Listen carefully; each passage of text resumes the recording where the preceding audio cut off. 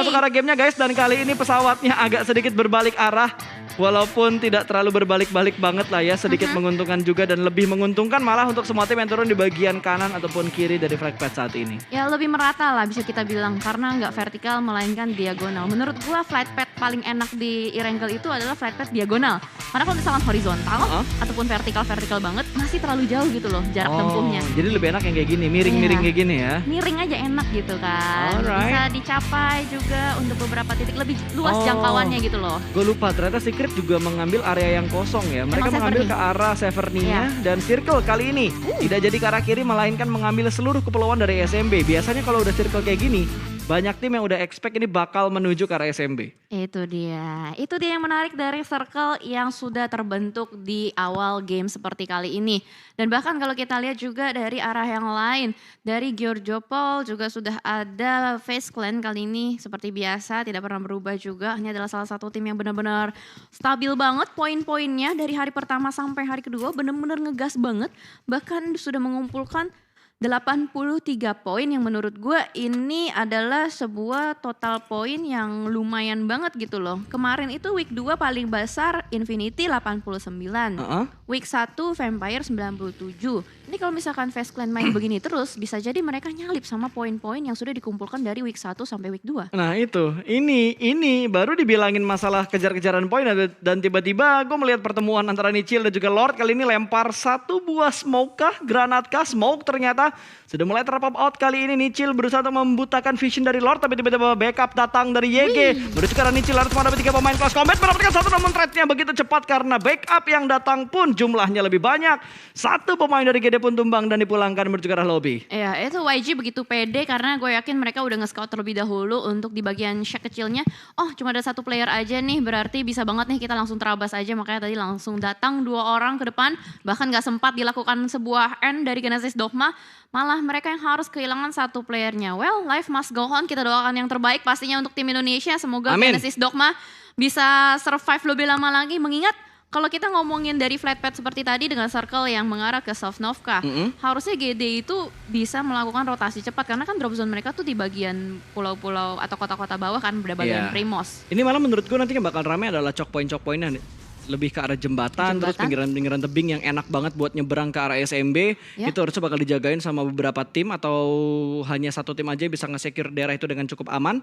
Karena itu daerah yang menurut gue krusial banget gitu. Kalau misalkan zonanya bouncing dia masih bisa berpikir apakah ini masih akan ke arah main island atau emang udah pasti bakal menuju ke arah SMB. Lebih ke arah choke pointnya sih menurut gue dibandingkan ke arah SMB-nya langsung gitu di arah perbukitan SMB. Mungkin yang bakal setup di bukitnya SMB lebih ke arah Infinity. Bisa jadi Infinity karena mereka kan udah ngambil dari perkotaan Sovnovka-nya. Mereka pasti rotasi cepat. BTR itu adalah salah satu tim kalau misalkan circle-nya ke bawah udah otomatis menit keempat itu mereka udah nyampe ke Pulau Selatan. Bahkan kayaknya mereka fast load aja.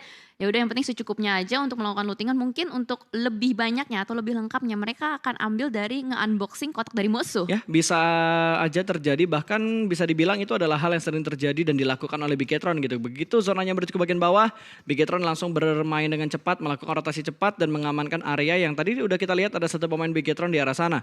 Sementara kalau kita berpindah lagi menuju ke arah GD, lagi-lagi GD. Pemain mereka terspot kali ini bertemu dengan Onyx. 2 pemain Onyx sudah mulai datang menghadapi satu pemain dari GD. Ada Booms yang siap menembak dan memberikan happy birthday. Tapi apakah habernya bakal sukses karena tiba-tiba 3 pemain bakal langsung tabrak masuk ke dalam sana. Berhasil mendapatkan satu front shoot yang masih belum bisa mendapatkan korban kedua. Booms terlihat tadi begitu emosi dari arah face cam-nya. Sebuah setup yang ternyata masih belum terlalu rapi dari GD Gits. Iya, ini bisa dibilang player-player dari GD Gits benar-benar melakukan split jauh banget ya. Karena kalau kita lihat tadi sebelumnya satu player yang diculik Nichil ya kayaknya tadi. Ya Nichil, yang pertama Nichil kan ya, diculik sama YG. Betul. Habis itu yang kedua tadi Booms keculik sama Onyx. Betul. Memang YG, Onyx sama GD itu kan drop zone-nya berdekatan kurang lebih kita bisa bilang seperti itu. Tapi entah kenapa mungkin dari GD lagi melakukan scrapping kali ya, mempersiapkan bekal sebelum masuk ke drop zone utama. Tiba-tiba malah kekunci pergerakannya atau ke spot kedeteksi sama tim-tim lain. Itu adalah sebuah, apa ya, kalau menurut gue itu adalah faktor apes. Iya. Menurut gue emang apesnya GD sekarang sih. Dan tadi lihat Onyx juga bergeraknya cepet banget. Begitu mereka melakukan looting, mereka langsung scrapping area. Dan berhasil men-spot keberadaan satu pemain dari GD Gits, yaitu seorang Booms. Ya. Kalau kita berpindah lagi, kali ini menuju ke bagian Pulau SMB di mana Luxi sudah mulai terpantau. Ada 2 pemain Bigetron yang sudah mengamankan daerah perempatan. Untuk jembatan sebelah kanan, V-Gaming pun akan mengambil jalur barat untuk berotasi. Glider kah? Lewat. Oke. Tidak mau coba-coba sepertinya Cua untuk berotasi dengan menggunakan glider. Karena kemarin kalau kita lihat Secret yang terbang dengan menggunakan glider, 2 pemain mereka langsung dihabisin gitu aja. Kayaknya kata mereka ini bukan saatnya untuk coba-coba ya. Karena V-Gaming berada di posisi yang lagi cukup mencekam juga. Apakah ini efek dari SSSS Sanskuy? Bisa jadi. Terus jangan bilang gitu. Kenapa? Dia lagi seneng. Kenapa habis tuh? membeli barang baru. Oh, wah, lihat pasta lagi-lagi satu player dari Genesis coba langsung Dapat satu? tangkap, dapetin satu, harus mengganti senjata terlebih dahulu. Skarelnya belum sempat untuk bisa menembak player-player dari Onyx. Terlalu banyak. 4 player yang ngegerebek satu rumah. Ini ya Lu susah lihat sih. keanehannya GD gak sih hari ini? Gue ngeliat GD mainnya aneh banget gitu. Aneh. Mereka nge-split 4 titik yang berbeda loh. Itu yang tadi kita sempat bahas kan. Itu jarang banget gue ngeliat GD seperti ini. Bahkan kali ini hanya menyisakan seorang Satar. Lagi-lagi Satar yang menjadi last man standing untuk GD Gits. Ya. Gue gak ngerti apa yang terjadi di GD saat ini. Tapi ini bukanlah GD yang biasanya kita lihat. Permainan mereka yang begitu rapi. Agak rapat, split yang mereka lakukan juga biasanya tidak sejauh ini. Tapi ini bener-bener jauh banget setup yang dilakuin sama GD. Seakan-akan tuh kayak mereka lagi ingin mencoba strategi baru dari beberapa hari lalu yang tidak efektif hingga detik ini, tapi masih mereka coba. Aduh, sayang sih kalau misalkan kita ngomongin dari strategi yang tidak efektif tapi dicoba kembali untuk di hari kedua. Tapi bakal bergeser dulu ke arah kamera lain, arah RQ yang bakal bertemu dengan DX Xavier kali ini. Mantul bomnya, mantap betul. Dan kali ini akan terjadi happy birthday to you. Nampaknya di bagian bawah, tapi masih belum ketemu juga Rebis. Sudah mulai terspot juga posisinya di bagian bawah, tapi Nerpeko sedikit ragu-ragu untuk melakukan fight close combat. Langsung saja membatasi pergerakan dari seorang Rebis, dikunci hidup-hidup di bagian semua rumah kecil.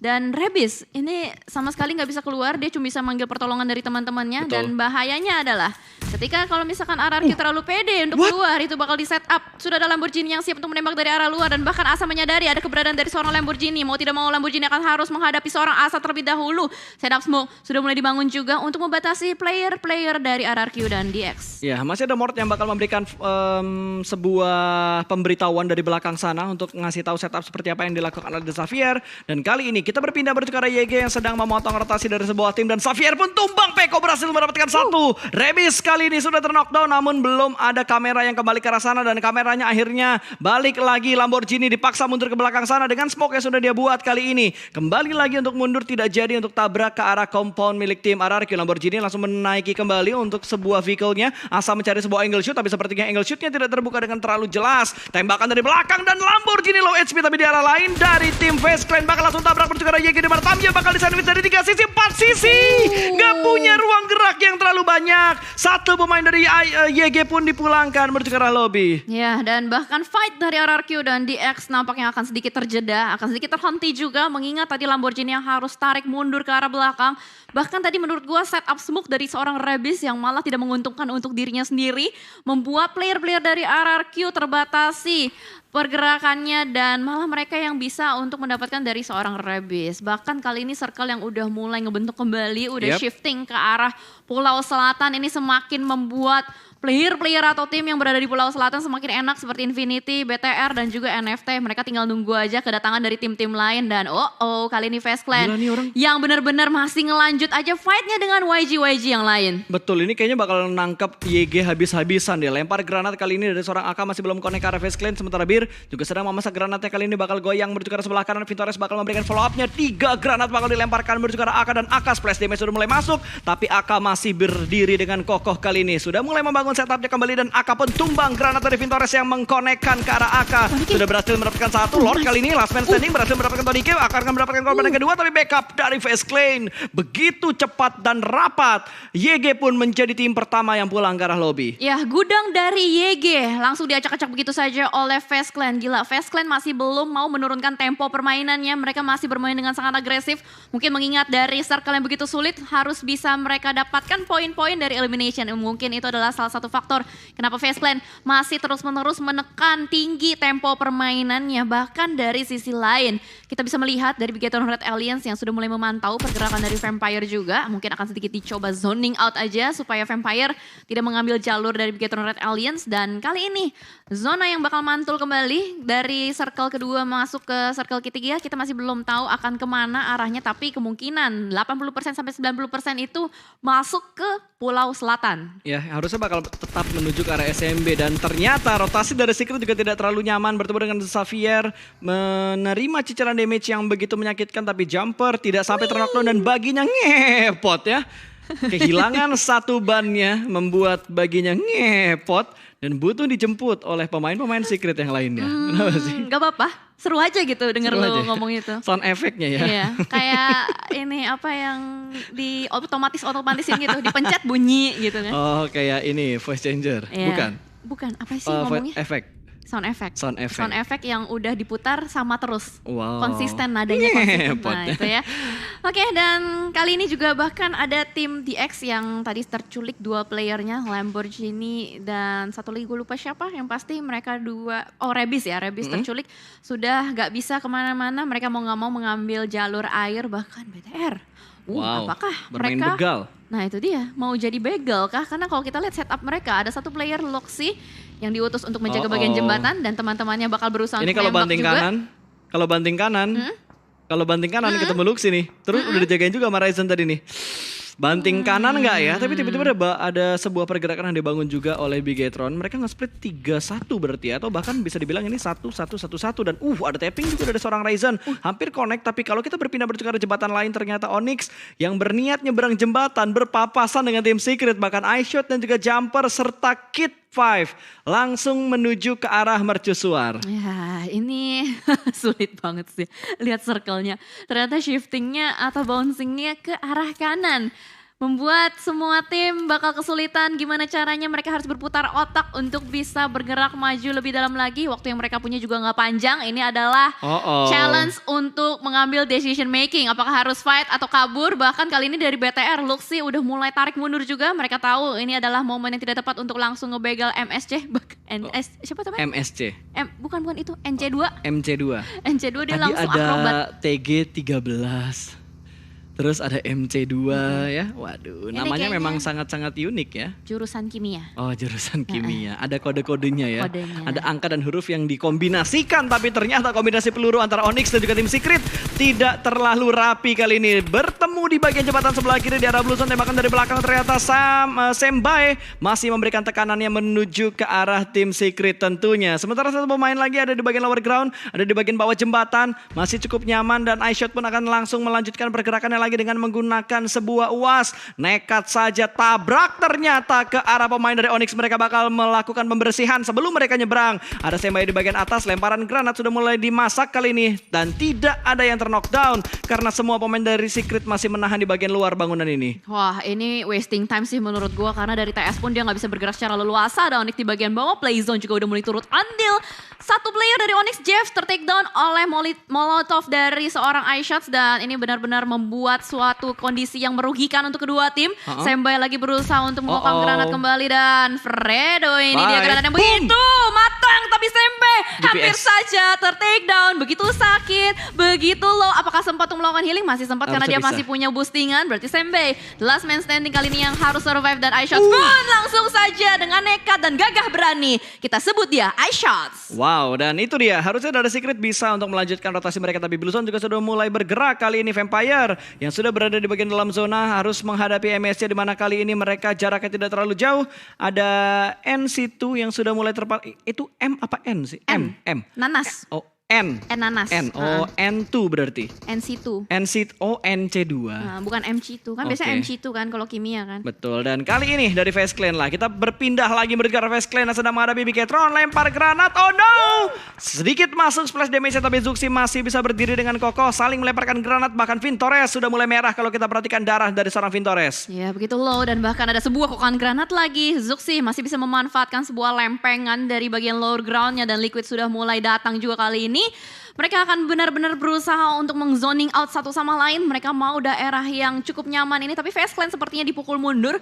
Dari FaZe Clan mungkin akan mencari tempat yang lain, tapi Satar kali ini the last man standing dari Genesis Dogma. Oh my god, look at that. Healing kitnya begitu low. Satar dapetin sebuah kehokian. Tapi masalahnya berapa lama ini hokinya untuk dia bisa survive sampai ke late game. Betul, dia langsung melakukan healing sih. Dia gak bisa lama-lama lagi karena tadi di sekitar mereka masih ada, di sekitar Satar tuh masih ada Geek Fam. Oh my god. Masih ada Geek Fam di sekitar Satar. Jadi harus tetap fokus. Kali ini Satar jangan sampai lengah begitu aja. Dan kali ini di arah lain dan bertemu Forifals dan juga Xavier. Jarak mereka memang tidak terlalu jauh. Akan ditinggalkan di bagian belakang. Secret sudah mendapatkan tempat yang begitu nyaman. Dan Xavier pun pulang ke arah lobby. Forifals melakukan split 3-1. Tapi kali ini mereka masih bisa mendapatkan tambahan-tambahan poin dan juga berhasil bertahan dengan 4 pemain mereka. Ya, masih bertahan dengan 4 pemain dan Miracle pun kayaknya kali ini udah gak bisa kemana-mana lagi, bakal langsung dikonfirm menjadi sebuah poin. Satar, ini adalah harapan terakhir dari GD, apakah the lone survivor, tapi gue masih bisa berharap sih untuk Satar. Cuman masalah dia punya PR untuk nyari healing kit yang lebih banyak lagi. Tadi kan dari tadi kita lihat hanya bandage saja, tapi ternyata Vampire bakal bertemu kembali dengan V Gaming.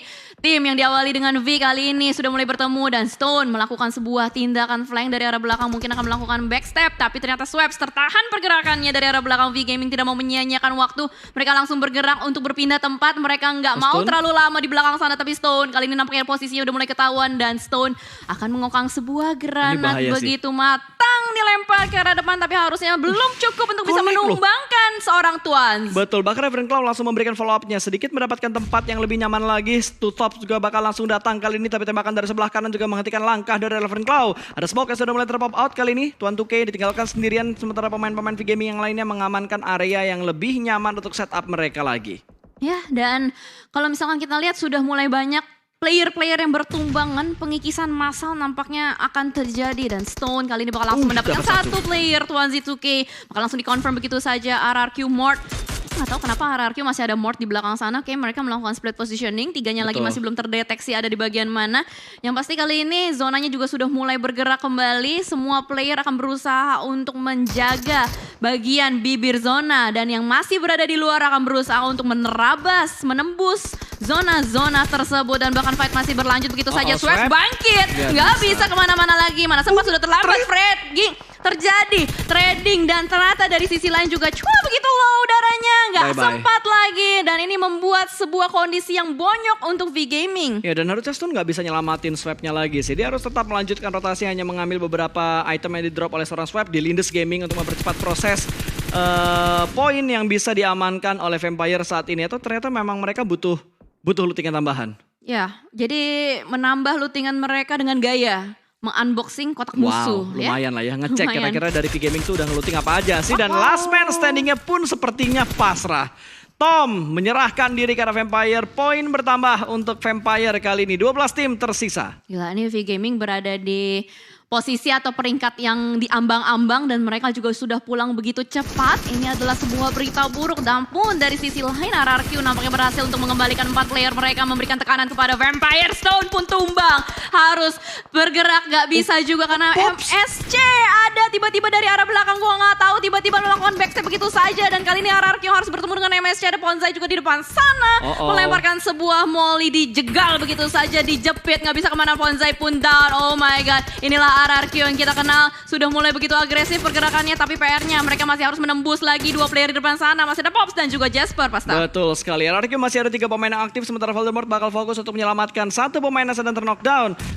Ada NC2 dan itu granat yang begitu matang dari seorang Pops, mendapatkan 1 dengan menggunakan MG3-nya. Peko hampir mendapatkan 1 namun masih belum sanggup untuk membuat 1 pemain dari MSC terknockdown lagi. 2 player sedang terknockdown, butuh proses untuk diselamatkan dan lagi-lagi setup dari MSC begitu rapi. GD pun dipulangkan ke arah lobby. Nice try untuk GD Kids di game pertama mereka atau game kedua kita di hari ini. Dan kita berpindah sedikit menuju ke Secret dan juga Infinity. Kali ini di mana Secret hanya menyisakan 2 player mereka yang terakhir. Oh my god, Secret benar-benar dikikis abis-abisan playernya dan kali ini dijegal juga oleh Infinity. Timpukan granat Israel antara keduanya, tapi Kids sudah terdeteksi posisinya oleh seorang Nuzi. Bahkan 1 player iShot pun terdeteksi prediksi dua-duanya pulang dan rata oleh Infinity. Betul, 9 tim tersisa kali ini Jel. Kalau kita perhatikan semuanya udah mulai dempet-dempetan termasuk RRQ yang sudah berhasil melakukan revive dan akan terpotong rotasi mereka oleh MSC Konburi karena mereka sudah melakukan setup di bagian yang agak lebih dalam dari tim RRQ-nya. Kalau kita berpindah kepada Bigetron kali ini,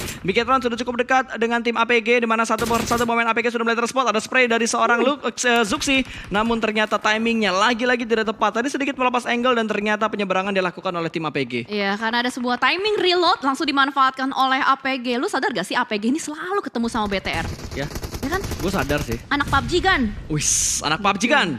Bertemu dengan Bigetron ya, langsung. Apakah kali ini Bigetron bisa meratakan APG atau sebaliknya? Tapi kita doakan yang terbaik untuk Indonesia. Let's go Indo Pride! Hashtagnya jangan lupa di spam sekarang juga kali ini. Bakal ada spray dari tim RRQ menuju ke arah tim mana itu? Kanan MSC. MSC kah? MSC, soalnya lambangnya ikan hiu. Oke, masih bertemu dengan MSC ternyata. Dan ini dia, antara RRQ dan juga MSC daripada Jasper yang ada di barisan paling depan. Dua pemain dari RRQ bakal bergerak dengan menggunakan vehicle. Tapi ternyata langkahnya harus terhenti. Mereka hanya mengamankan sebagian kecil yang ada di pinggir zona kali ini. Through the smoke dan berhasil ternyata. Namun masih belum bisa mendapatkan sebuah knockdown. Dan Mort kembali lagi bermain dengan cukup tenang. Tidak terlalu terburu-buru dan overpick karena ada backup dari pemain-pemain RRQ yang lainnya. Tapi Mort menerima damage yang begitu dalam dari arah depan sana. Ya, nampaknya ada yang menduduki bagian high ground-nya. Posisi angle shot terbuka dari NFT nampaknya yang masih bisa melakukan tembakan ke arah depan. Ternyata MSC tidak mau menyia-nyiakan untuk bergerak langsung. Dan Jasper kali ini yang terspot sudah oleh seorang Ramones dengan UMP dan bahkan mungkin sebuah kokangan granat ini kalau misalkan mateng. Itu bakal bisa memulangkan atau men-takedown seorang Jasper. Tapi ternyata mantul, mantap betul granatnya. Alright, dan Jasper terjebak kayaknya di bagian bawah. Tapi dia harusnya masih bisa bergerak dengan bagian dia punya saat ini. Sementara Infinity bakal fokus untuk meratakan body Fox-nya terlebih dahulu.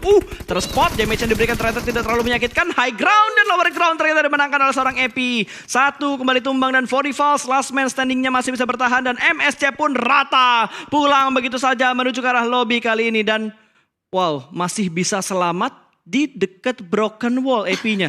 Tadi gue sempat lihat Epi mana, ternyata dia ngepron. Bisa, dia cepet banget. Betul. Kayak Epi. Wah. Api maksudnya. Iya tahu. Iya. Kok Epi api, oke. Itu nggak usah lo Inggris juga jadi api Jel. Oke. Dari NFT yang saat ini berdekatan dengan tim RRQ karena RRQ berhasil mendetek tempat milik MSC.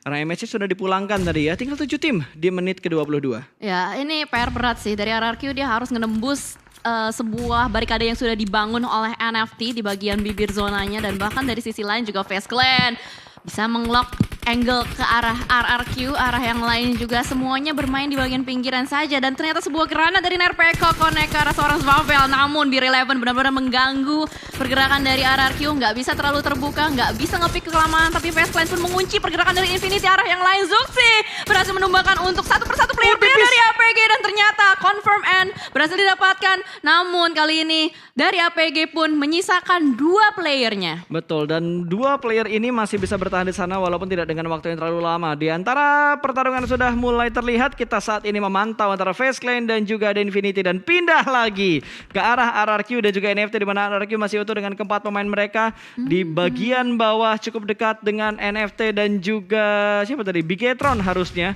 yang bisa melihat ke arah angle dari pemain-pemain RRQ. Asa pun sudah mulai tumbang, drone mendapatkan satu pemain dari headshot langsung sementara wow, Face Clan sudah mulai membangun push mereka ke arah Infinity. Yes, benar banget karena mereka semua bermain di bagian bibir zona, pinggir zonanya dan ternyata dari NFT benar-benar mengunci pergerakan dari RRQ satu persatu player mereka agak sedikit kesulitan harus bisa bergerak seiringan atau beriringan dengan blue zone yang ada tembakan bertubi-tubi ke arah depan tapi ternyata sebuah granat dan ledakan mobil membuat NFT tumbang namun di sisi lain Face Clan benar-benar gerak banget satu persatu playernya maju ke arah depan dan benar-benar mengunci habis-habisan player-player dari Infinity dan itu dia top 4 kita masih ada RRQ dan BTR dari Indonesia. Let's go, spam Indo Pride-nya masih ada Bigetron dan juga RRQ untuk 4 tim terakhir dan Epi ini benar-benar harus diwaspadai sekali. Dia tadi nge-backstep APG, jangan sampai Bigetron lengah dan di backstep juga oleh last man dari 40 Falls. Ya, Epi ya, duri dalam daging. Lagi dan lagi the last man standing tapi ternyata circle-nya udah shifting kembali juga. semakin mengecil ke arah player-player dari FaZe Clan. Bahkan FaZe Clan masih lengkap dengan 4 playernya dari BTR. Mereka punya PR untuk bisa bergerak lebih maju lagi ke arah depan. Sedikit low toss dari Ryzen untuk mengecek terlebih dahulu di bagian depannya. Harap-harap tidak ada orang juga. Dan bahkan kali ini sudah ada 4 ways camera yang muncul di hadapan kalian semua. Happy, oh my god, masih bisa menembak ke arah depan juga, tapi ternyata itu Tony K yang melakukan tembakan dan satu persatu player-player yang sudah mulai tumbang juga, mulai terspot kembali. Epi masih aja ngeperon, disiplin Tembak banget. Epi trigger disiplinnya, benar-benar keras banget, dia sama sekali nggak mau membuka tembakannya. Ih, ntar keburu diambil orang loh. Betul, itu gemes banget buat nembak. Ada pemain dari FaZe Clan yang dari tadi dipantau oleh Epi, tapi ternyata Epi kali ini masih dengan disiplinnya, tidak melakukan tembakan sama sekali, bergerak beriringan dengan Blue Zone, dan Bigetron sudah mulai membangun pergerakan mereka untuk mendapatkan tempat yang lebih nyaman. Sementara RRQ juga meninggalkan satu pemain mereka saat ini. Ada Voldemort yang masih cukup tenang, sama-sama tenang untuk Epi dan juga Voldemort untuk dua tim yang hanya menyisakan satu pemain terakhir mereka. Iya, mereka benar-benar memainkan tempo dan momentum, sama sekali nggak mau terlalu agresif. Tapi gila, Epi bergerak secara perlahan, merangkak diam-diam, dan masih belum ke spot juga player-player FaZe Clan semuanya fokus ke arah depan. Dan kali ini Voldemort yang menjadi sebuah sasaran dari seorang Tony K juga ini membuat sebuah chance atau space untuk BTR bergerak lebih maju lagi ke arah depan. 4 player dari BTR masih survive, begitupun juga dengan FaZe Clan, dan 1 untuk RRQ serta 1 untuk 4 Rivals. Betul, ini bakal deg-deg banget sih. Ngelihat Voldemort juga sudah mulai membangun pergerakan, yang ada Blue Zone juga sudah mulai bergerak. Nggak bisa terlalu cepat, nggak bisa terlalu lambat karena bakal dipantau oleh FaZe Clan juga. FaZe Clan sudah nge-split 2-2, sementara Bigetron kalau kita lihat split mereka 3-1. Oh my god, ini benar-benar deg-degan banget sih. Semuanya udah proning aja, cacing gaming, tapi Vintores. Ini dia sebuah granat yang benar-benar matang melemparkan ke arah depan. Masuk Nonek 1 granatnya.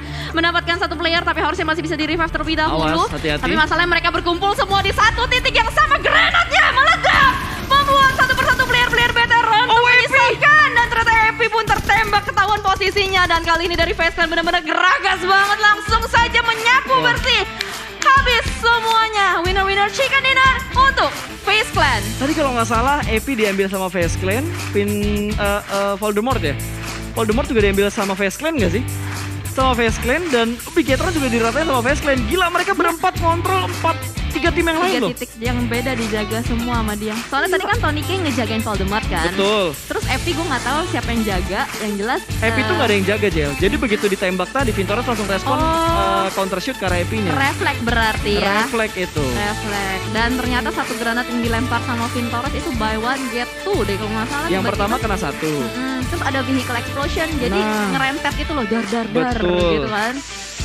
Wah, itu sebuah predict net yang bagus banget tadi dari